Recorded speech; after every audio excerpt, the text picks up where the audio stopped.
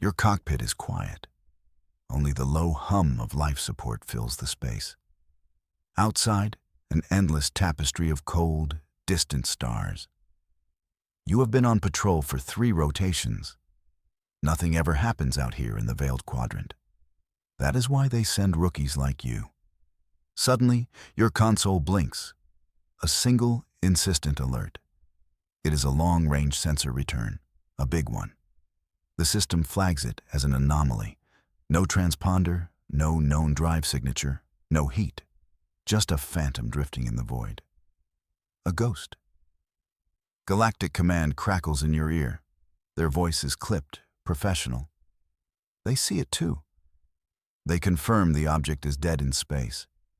Its trajectory is ancient, a slow coast through nothingness. They give you new orders. Investigate, identify, and be careful. You adjust your course. The nav computer plots an intercept. You feel a familiar thrill mixed with dread. This is what you signed up for. Not the boring patrols, not the endless paperwork. This, the unknown. Your small scout ship, the Stardust Drifter, feels very small indeed. It is just you against the biggest mystery in 100 years. No pressure, right? The object grows larger in your viewport. It is a ship, a massive, derelict vessel. Its design is unlike anything in the Galactic Concordance archives. It is brutalist and angular, a product of a forgotten age. Scars of incredible violence cover its hull. Craters from weapons you cannot identify. You ease your ship closer. The vessel is a tomb, all right. Silent and cold. Its power core went dark millennia ago. You circle it slowly, your scanners drinking in the details. They try to piece together its story. The ship is a puzzle box made of strange alloys. Then you see it. Faded letters etched into the pitted metal, almost lost to time and radiation. You zoom your external cameras. The characters are archaic, based on a root language from the history files. But the meaning is clear. 2 words that chill you to the bone. Earth Ark, Odyssey. Earth. The name is a myth, a legend. The cradle world of humanity lost to cosmic cataclysm. Or so the stories went. No one believed it was real. Yet here is a ship that claims to be from there. A ghost from a world that is not supposed to exist. Your comms crackle again. It is command. They sound different now. Excited. Maybe a little scared. The discovery of the Earth Ark, Odyssey, changes everything. It rewrites history. It rewrites what everyone thought they knew about humanity's origins. They want you to go inside. The order is clear. Breach the hull. Explore the interior. Recover any data, any artifacts, anything. The risks are high. The ship is unstable. Who knows what ancient dangers lie within? But the potential rewards are immeasurable. You are not just a rookie pilot anymore. You are an archaeologist at the dawn of a new era. You find a weak point, a massive gash in the ship's side, likely where one of those unknown weapons struck. It is a gaping wound, a doorway into the past. You dock your smaller ship nearby. You pull on your environment suit. The seals hiss and lock into place. You float across the gap between vessels. The silence is absolute. You enter the breach. Inside, the darkness is total. Your suit lights cut a sharp path through the gloom. Dust motes, frozen for ages, dance in the beam. It is a forgotten tomb, and you are the first person to disturb its slumber. The inside of the ship is a maze. Corridors stretch into blackness. They are filled with debris. Gravity plating is dead. You push off walls to move. It feels like swimming through a haunted house. Every shadow seems to hide something. You follow the ship's schematics. Your suit's computer is barely able to interface. The technology here is ancient, but powerful. You are looking for the command bridge, or a data center, something with answers. You finally find a room labeled Primary Core. The chamber is vast. A central pillar glows with a faint, dying light. This must be it. The ship's main computer. You find an interface port. It is a strange, multi-pronged connection. Luckily, your multi-tool has an adapter for almost anything. Almost being the key word. Still, you manage to make it work. You try to download the core data. Most of it is corrupted. Eons of decay have erased entire libraries. But you find one file. A small, protected packet of information. It downloads slowly. As it opens, a synthesized voice fills your helmet. It is weak, distorted. It speaks of a great enemy, a foe that consumed stars and civilizations. And it speaks of a final, desperate directive, a choice that had to be made. The voice cuts out before it can explain. The directive mentioned a place, the Cryo Sanctuary. You use the ship's old maps to find it. The journey takes you deeper into the vessel's heart, past crew quarters and empty mess halls. The silence is heavy with unspoken stories. You feel like an intruder in a city of ghosts. You reach a set of massive blast doors. They are sealed tight. The label above them is clear. Cryo Sanctuary. Population capacity, 200,000. You find a manual release valve. It takes all your strength to turn it. With a groan of tortured metal, the doors slide open just enough for you to slip through. The room beyond is immense, larger than any starship hangar you have ever seen. And it is filled with glass, row upon row of cryopods, stretching as far as your lights can reach. Thousands of them, each one designed to hold a single person in frozen sleep. A generation ship built to carry its people to a new home. But every single pod is open. The glass is shattered from the inside. Shards litter the floor like glittering frost. And every single pod is empty. There are no bodies, no signs of a struggle, just 200,000 empty cradles. It is a chilling, impossible scene. They woke up. But where did they go? The ship's biggest joke yet, it seems. The punchline is just missing. You leave the haunting cryo bay behind. The mystery of the empty pods gnaws at you. As you drift down another dark corridor, a new icon appears on your suit's display. A life sign. It is faint, but it is there. Deep inside the ship, near the engineering section, your heart quickens. Someone is alive. A survivor? A descendant of the original crew? Command confirms the reading. They tell you to proceed with extreme caution. The reading is stable. It is not moving. It is waiting. You follow the signal. It leads you to the main engineering deck, a cavernous space built around the ship's dead star drive. In the center of the room, something glows. A soft blue light. It pulses rhythmically, like a slow heartbeat. You approach slowly.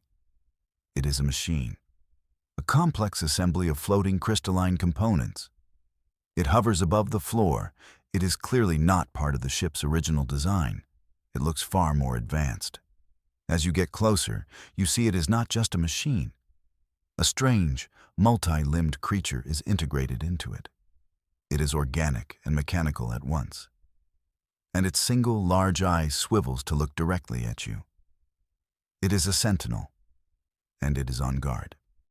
The sentinel does not move. It just watches you. Its presence is not hostile, but it is imposing. You decide to avoid it for now. There are other parts of the ship to explore first. You find the captain's quarters. It is surprisingly intact, as if the owner just stepped out for a moment. On the desk is a data slate. It looks different from the others, more robust. It seems to have its own power source. You pick it up. A single audio file is stored on it, labeled Captain's Final Log. You press play. A man's voice fills your helmet. He sounds tired, resigned, but his words are clear and strong.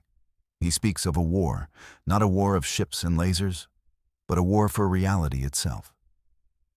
The great enemy, he mentions, was not a conventional foe. It was a psychic entity, a being of pure consciousness, a predator that fed on the minds of entire species.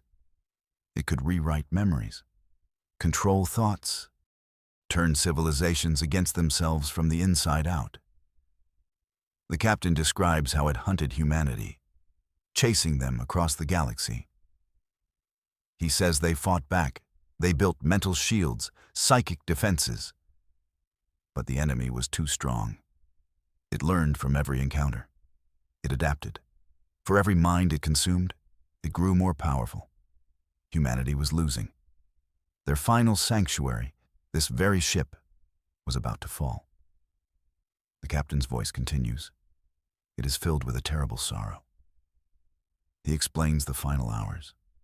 The enemy was at the gates. Not the ship's hull, but the minds of the crew. It was whispering to them in their sleep, turning their dreams into nightmares. The psychic shields were failing. Panic was beginning to spread. They faced an impossible choice. Surrender their minds to the creature, to become puppets for its dark will, or face utter annihilation. To have their very souls erased from existence. Neither option was acceptable. So they chose a third path, a solution born of ultimate desperation. They could not defeat the enemy. They could not escape it. So they decided to imprison it. But no physical cage could hold a being of pure thought. The only prison that could work was a cage made of minds, a labyrinth of consciousness, a fortress of souls. The log ends with the captain's final words. He says they are about to initiate the process. They will transform themselves.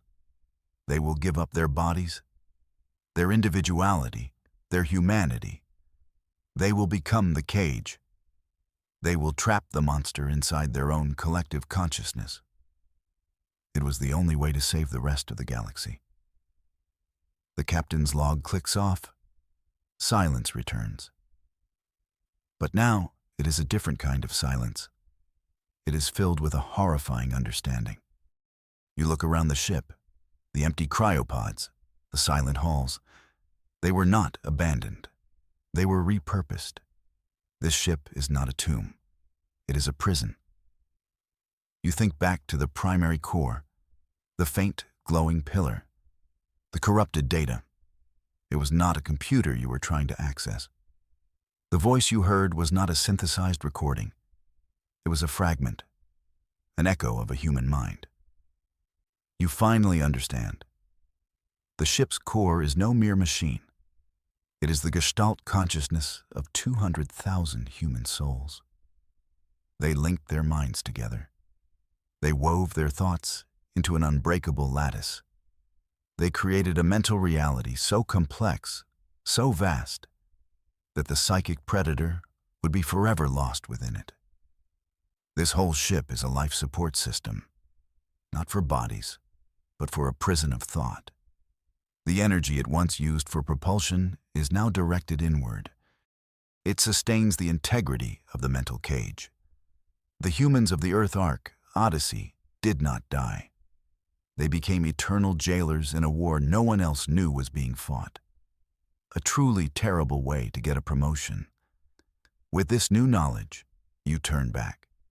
You head towards engineering, towards the strange sentinel. You need more answers, and you have a feeling it is the only one who can provide them now. You enter the vast chamber again. The blue, glowing machine and its guardian are still there, waiting. As you approach, the air in your helmet crackles. A voice speaks. But it is not one voice. It is hundreds, thousands. Men, women, children, all speaking in perfect unison. It is the Gestalt mind, the crew of the Odyssey. and they are speaking to you through the sentinel. You have seen the truth, the voices say. The sound is beautiful and terrifying.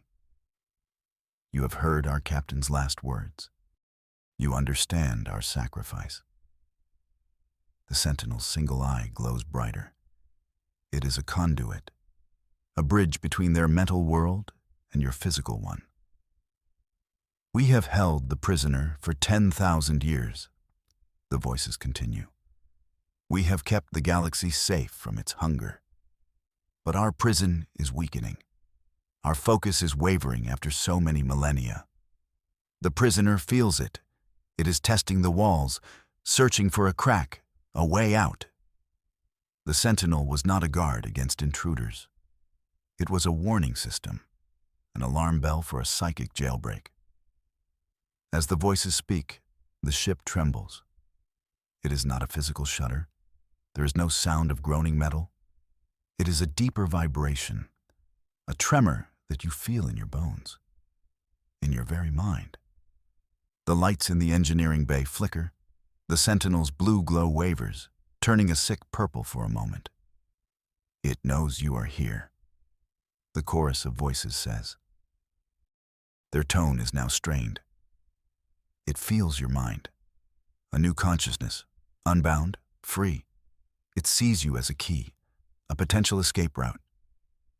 A wave of pure malice washes over you. It is a feeling of ancient hatred and ravenous hunger. You stumble back, clutching your helmet. A voice whispers in your head. It is not the crew. It is something else. Something cold and oily. It promises you power, knowledge, freedom from the petty rules of the galaxy. It shows you images of fallen stars, of empires bowing before you. All you have to do is help it.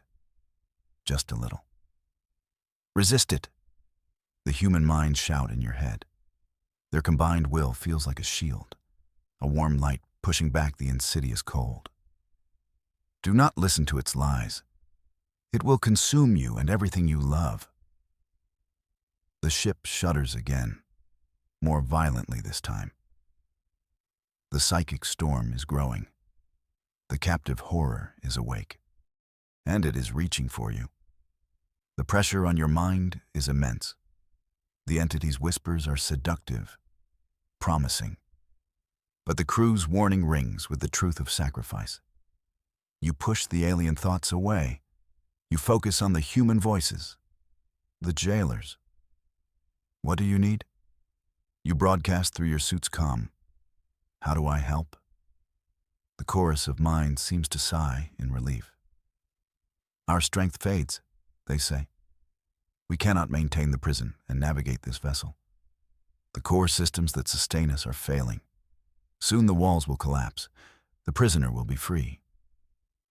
There is one final contingency, they explain. A last resort our captain planned for. A final, absolute end to the threat. They project an image into your mind. Not a whisper from the enemy, but a clear, clean schematic. It is a star chart and a trajectory. The path leads to a nearby anomaly, a place marked on all concordance maps with warnings, a gravitational singularity, a massive black hole. The event horizon will destroy this ship, the voices say. It will tear apart matter and energy. It will tear apart consciousness itself. It will destroy us, and it will destroy the prisoner we hold, an end for all. This was their final gambit, a one-way trip into oblivion. The plan is insane, a suicide run, but you understand its necessity. Letting that creature loose upon the galaxy is unthinkable. The sacrifice of the Odyssey's crew cannot be for nothing. They have carried this burden for 10,000 years. Now, at the very end, they need help to carry it over the finish line. We cannot pilot the ship, the Gestalt mind explains. Their unified voice is weak now, strained from the effort of pushing back the prisoner. All our focus must be on the cage. The mental walls must hold until the very end. We have the knowledge to plot the course, but we do not have a hand to steer the helm.